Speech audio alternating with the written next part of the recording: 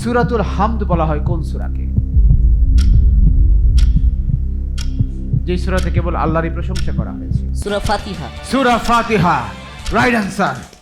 রাসূল সাল্লাল্লাহু আলাইহি ওয়াসাল্লামের সমাধিস্থল মানে কবর কোথায়? মদিনায়। মদিনার কোথায়? মসজিদে নববী। মসজিদে নববী, রাইট অ্যান্সার। মাত্র একটি হরফ দিয়ে কুরআনের দুটি সূরার নামকরণ করা। সূরা সাদ ও সূরা কাফ। রাইট অ্যান্সার, একদম সঠিক উত্তর। সর্বপ্রথম বালকদের মধ্যে ইসলাম গ্রহণ করেন কে?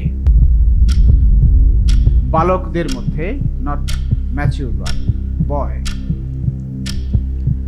ইসলাম গ্রহণ করেন কে?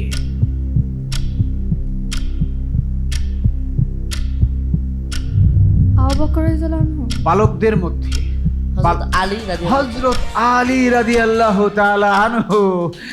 সে অপেক্ষা করেছিল এটা না হলে সে বোনাস নেবে, কিন্তু তোমরা সঠিক উত্তর দিয়ে ফেলেছো, রাইট অ্যান্সার।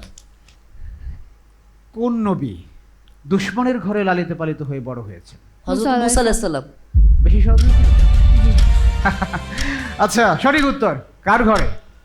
ফিরআউনের ঘরে। ফিরআউনের ঘরে, ফিরআউনের ঘরে, একদম সঠিক উত্তর।